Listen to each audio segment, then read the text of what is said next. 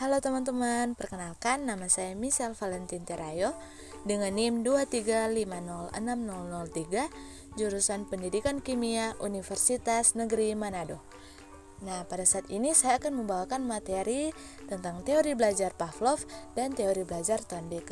Tetapi pada saat ini, pertama-tama saya akan mengupas tuntas teori belajar Ivan Pavlov. Kita akan menjelajahi konsep pengkondisian klasik yang revolusioner. Nah, pertama-tama siapa sih Ivan Pavlov itu? Nah, teman-teman, Ivan Petrovich Pavlov lahir pada tahun 1849 di Ryazan, Rusia. Ia adalah seorang fisiolog terkemuka. Nah, fokus utamanya adalah pada sistem pencernaan. Ia melakukan penelitian inovatif pada anjing. Ia memenangkan Nobel Fisiologi atau Kedokteran pada 1904, penghargaan untuk karyanya tentang pencernaan. Pavlov bukan hanya seorang ilmuwan, tetapi juga seorang pemikir visioner. Kontribusinya pada fisiologi membuka jalan bagi studi psikologi. Warisannya tetap relevan hingga kini. Eksperimen klasik Pavlov, anjing dan air liur. Yang pertama, stimulus netral. Ia membunyikan bel tanpa makanan. Kemudian stimulus tak terkondisi, makanan disajikan kepada anjing. Kemudian ada respon tak terkondisi, anjing mengeluarkan air liur. Kemudian ada pengulangan, bel dan makanan berpasangan. Dan terakhir ada respon terkondisi, bel saja memicu air liur. Eksperimen ikonik ini menunjukkan bagaimana asosiasi terbentuk. Bel yang sebelumnya netral menjadi pemicu, ini adalah dasar dari pengkondisian klasik. Oke, kita masuk dalam prinsip-prinsip utama teori Pavlov. Yang pertama ada stimulus tak terkondisi, pemicu alami pada makanan.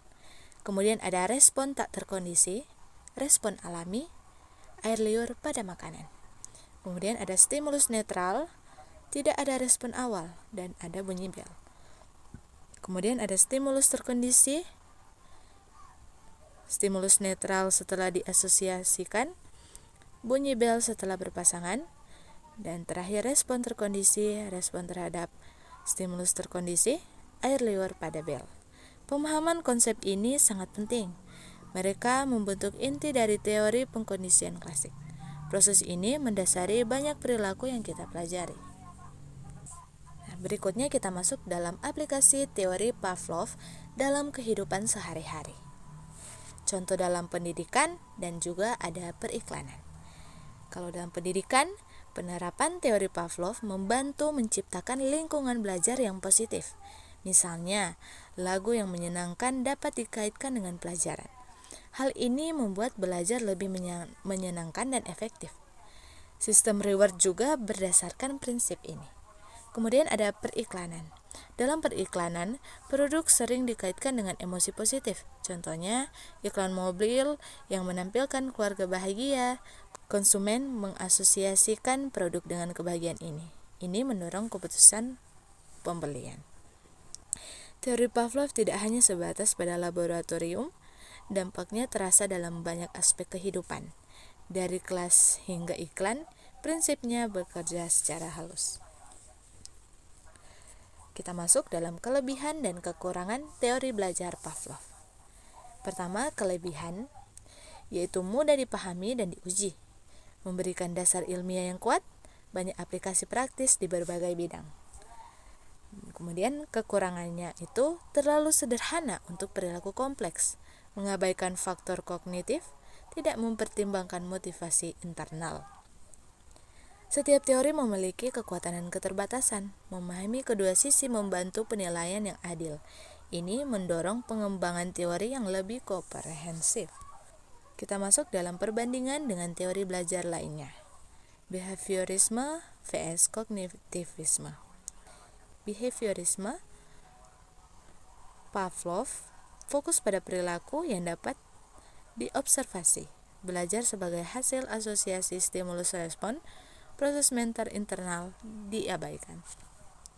Kemudian kognitivisme, fokus pada proses mental internal, belajar sebagai pemrosesan informasi, peran pikiran sangat penting. Teori Pavlov adalah fondasi behaviorisme, namun aliran kognitivisme menawarkan perspektif berbeda. Keduanya penting dalam memahami pembelajaran, masing-masing memiliki fokus uniknya. Kita masuk dalam kesimpulan. Yang pertama, fondasi behaviorisme mendasari studi perilaku. Kedua, aplikasi luas dari terapi hingga iklan. Yang ketiga, pemahaman belajar mencerdaskan proses asosiasi. Teori Pavlov tetap relevan hingga saat ini, meskipun sederhana, dampaknya mendalam.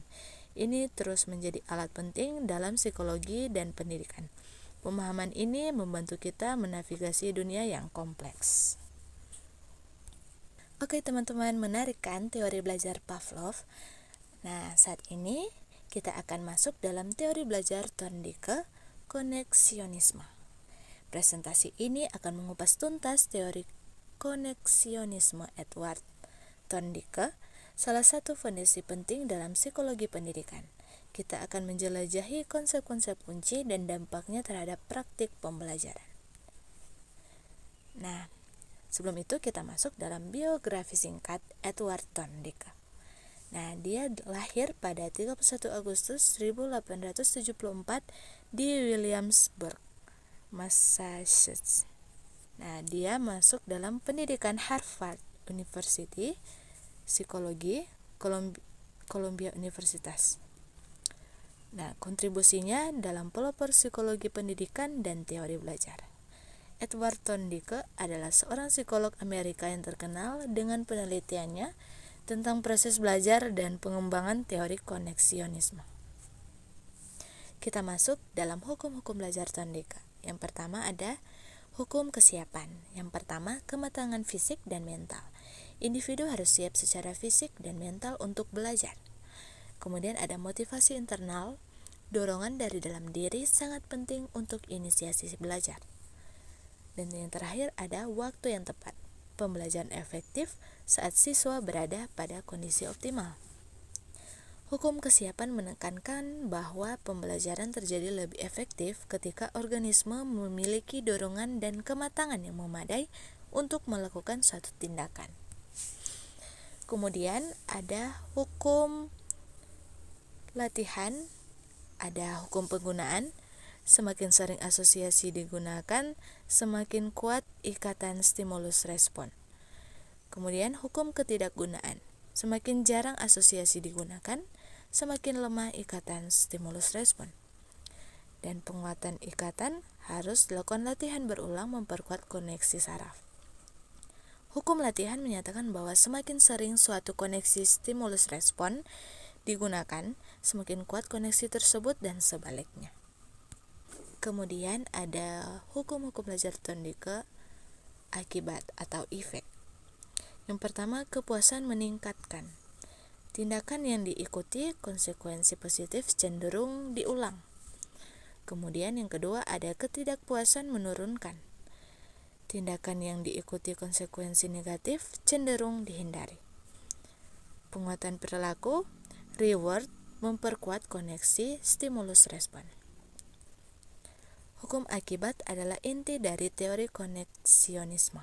Ini menyatakan bahwa respon yang diikuti oleh konsekuensi yang menyenangkan cenderung diperkuat dan diulang, sementara respon yang diikuti oleh konsekuensi yang tidak menyenangkan cenderung dilemahkan. Kita masuk dalam kritik dan pengembangan teori Thorndike. Kritik utama. Terlalu mekanistis mengabaikan peran kognisi.